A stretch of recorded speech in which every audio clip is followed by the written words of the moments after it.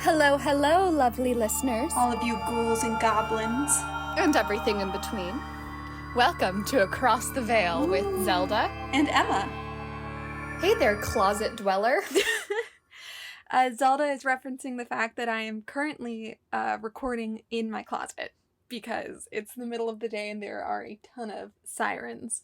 But, bro, it's cozy in here. I don't know what to say. You're enjoying the closet? Kinda, yeah. Well, that's what I said during middle and high school. But you know, we're back.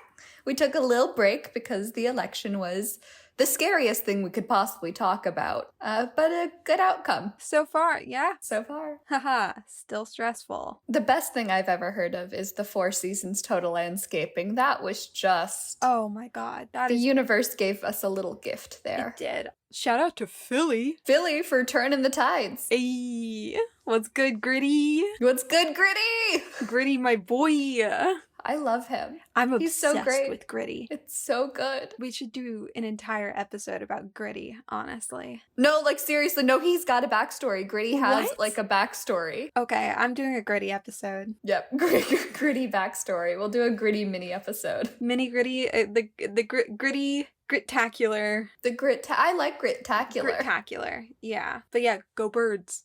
But we'll be having a special, another Pennsylvania cryptid episode next week, partially to shout out to Pennsylvania for helping out with making sure our country Has a soul? yeah, didn't continue to fall to the hands of the worst orange monster. Truly. A good orange monster saved us from a bad orange monster. Oh my god, that's like Godzilla versus... Mothra. Mothra. It's Godzilla versus Mothra. And Gritty is Godzilla. It's the plot of Pacific Rim. It's the plot of Pacific Rim. This week, we have a different cryptid. That's right, we're going back into cryptids, guys. So today we're going to be discussing the Loveland Frogman. Or maybe the Loveland Frogmen.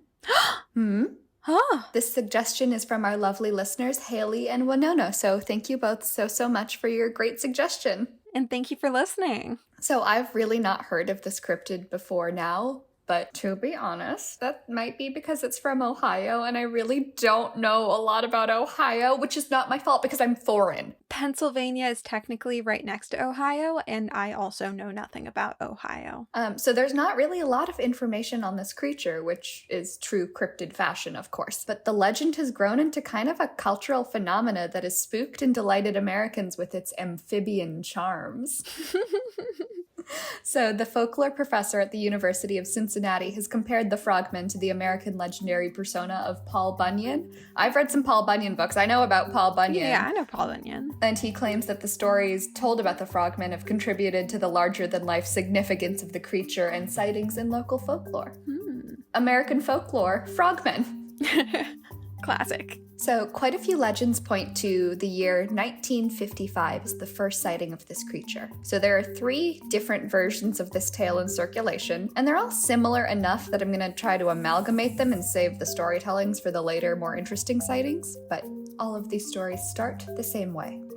There was a businessman, or maybe he was a traveling salesman, who was driving his car down an unnamed road late at night. He had been held up with a customer and had to drive into Loveland later than he had expected. In one version of the tale, this weary traveler spots 3 figures on the side of the road, each between 3 to 4 feet, standing tall on 2 legs with skin like leather and frog-like features that were only dimly lit by the headlights of his car. Other versions have him seeing these creatures either on or under one of the many bridges that go into Loveland. The stories converge again at this point. The traveler slows down, not sure if his sleep deprivation is causing him to see things, and what he beholds is truly stranger than fiction. The creatures pay him no heed. Apparently they've been conversing between themselves until one of them waves a stick, or maybe a wand, over their heads, fires off a spray of sparks, which startled the businessman into speeding into town and raving to anyone who would listen about the absurd occurrence he had just witnessed. Ooh. They're magic. Harry Potter frogmen. Oh my god. Could you imagine? No.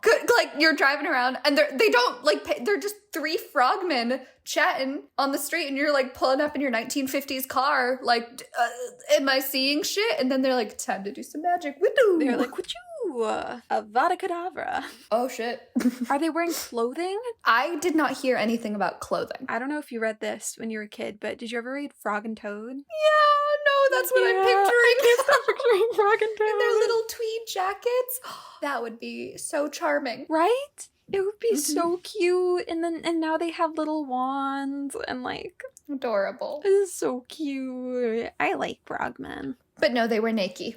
Okay, they were naked. So, not Frog and Toad, who have class. The more famous of these incidents are actually reports from 2 police officers in 1972. Ooh. At 1 in the morning on March 3rd, Officer Ray Shockey was traveling to Loveland by way of Riverside Road when he thought he saw a dog by the side of the road. Only, he realized it wasn't a dog when the creature stood up and its spherical, cloudy eyes were illuminated by the lights of the car. So, fun biology fact, human eyes do not do this. Certain animals like cats or owls who need help to see in the dark for nocturnal reasons have a reflective layer inside of their eyelid called the tapetum lucidum, which enhances the amount of light captured by photoreceptors in the iris. So frogs are actually nocturnal animals. News to me. Yeah. And so they have this reflective layer, which makes their eyes glow in certain lights. So these frogmen are more frog than men, because they've got this third eyelid. Frogman, not man-frog. Yeah, yes, exactly. So after the creature's eyes illuminated, Officer Shockey saw the thing turn and leap over a guardrail into an embankment by the Little Miami River. Oh, shit. In his given statement, he described the being as about 60 pounds, standing between 3 to 4 feet tall with textured, leathery skin and a face like a frog or a lizard. After he made his claim, he took his friend and other late-night officer, Mark Matthews, to look for evidence of the creature. So the 2 of them didn't see any signs of the creature, but there were scrape marks leading down the side of the small hill near the river, almost as if something had quickly run down the hill recently. So the events of this night were cataloged, but not really thought of. They were just like, okay, officer, until 2 weeks later, when this time Officer Matthews was the single traveler driving outside of Loveland on St. Patrick's Day. Maybe he's had a little bit of beer. Maybe a little bit of green beer. Little bit of the Guinness. Yeah.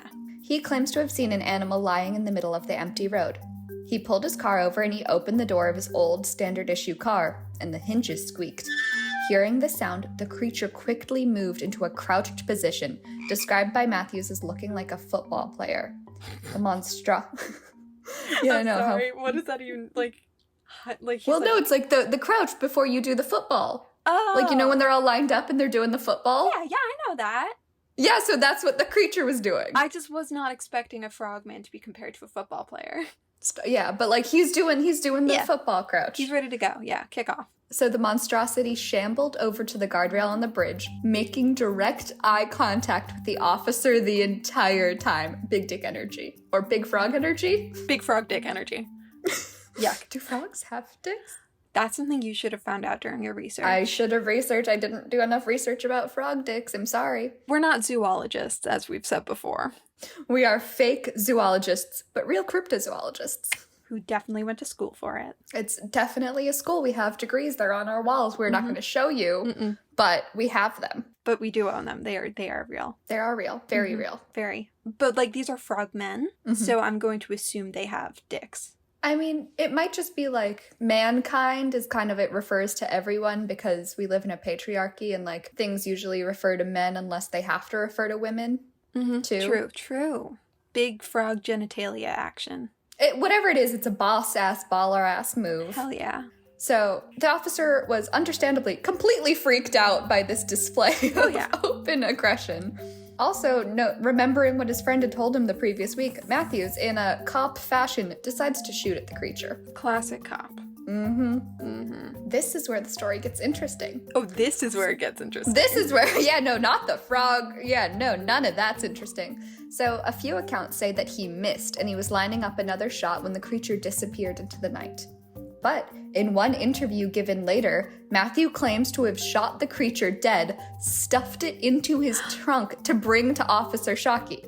So when he opens the trunk for the other man, they discover a giant lizard or iguana, likely somebody's loose pet, and they claim the animal was the same as the first sighting. So it's them being like, oh yeah, we just kind of shot somebody's loose iguana. Sorry about that. Sorry, we shot your iguana. It is really interesting to note that this story change happens around the same time because there was a local farmer who told investigators he had seen a similar creature to the first 2 accounts wandering around at night. Ooh. The officers were relentlessly made fun of the townspeople and likely recanted their earlier statements to avoid being bullied by the community. So that's why they were like, oh yeah, no, we just shot an iguana instead of there was a frogman and we saw him. Oh, damn. So I think they're liars. I think they're liars too. Peer pressure leads to no good. Peer pressure leads to lying about killing an iguana. So the only other claimed sighting was in August of 2016, when a local Cincinnati television station reported a couple who claimed sightings of the creature while playing Pokemon Go. I know, what a 2016 thing to say, right? Remember when they found like dead bodies because of that? Oh my god, cannot. That was an era. But still, good time. That was a fun summer. That was a very pure time in our history, and I miss it terribly. Well, they claim to have seen a giant frog-like creature stand and walk on its hind legs. The story was quickly debunked, however, because the creature was revealed to be a local high school student in a homemade frog costume, just, chilling and having a good time. So, this kid has heard about the Loveland Frogmen and was like, I'm gonna dress up like one and chill. And then this couple playing Pokemon Go was like, we saw it. And the kid was like, sorry, it was just my cosplay. Sorry. My bad. That's on me. So this creature has become an indie but still pop cultural icon, at least in Ohio. And there was even an entire musical produced in 2014 called Hot Damn, It's a Loveland Frog, a bluegrass musical. I want to see that. The musical was produced for the Cincinnati Fringe Festival by Hugo West Theatricals, and the synopsis that I could find online is as follows. Join Luke Honeywell and a smoking bluegrass band on a riotous river adventure with maniacal moonshiners, crooked cops, and the last White Tea Indian as they rescue Peepaw from the wondrous and elusive Loveland Frog. So the frog's a bad guy in this musical, I think. No. I think they are good and just creatures who don't like cops and like doing magic. Yeah. Do they have wands in the musical? Do you know? I've not seen, it's like this one little fringe production. I still want to see the shit out of that musical so badly. I bet the songs were so good. I bet they slapped hard. I'm obsessed with these frog boys. They're good. They're good frog boys. I'm very happy because I had heard anything about them before, and now we know about the frog boys. Thank God we do. Just the fact that they have wands.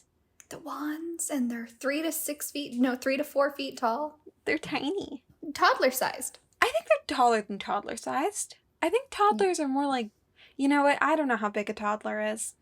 No, they're like the size of the Stranger Things kids in season 1. They're season 1 Finn Wolfhard size. This is where I got a little too into doing research, and I'm not going to apologize because I love doing weird research. So this involves me pulling up electoral maps from this most recent election. Ohio, which did go red. But in Hamilton County, in which lies the majority of the city of Loveland, was one of the few counties in Ohio that went blue this election. Hey! So, I mean, we're cryptozoologists. We're not political people either. Do the cryptids make the population more democratic? Does anyone want to write a research about does having local legends make for a more democratic population? All the evidence that we've found so far, which is just this, points to yes. Well, no. Fresno also went blue.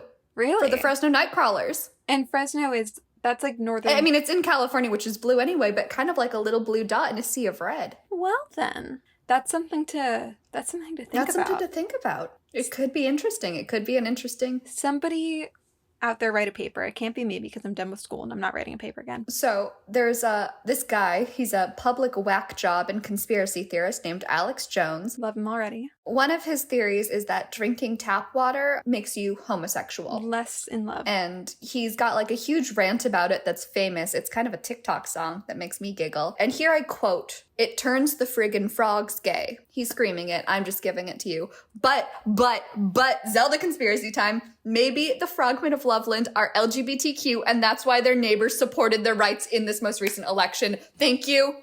I'm done. Babe, I think you cracked it. I did it. I think you did it. This is the best research I've done in my entire life. That turned the frickin' frogs gay. He was correct. Frogs gay. And turns the county blue. Blue.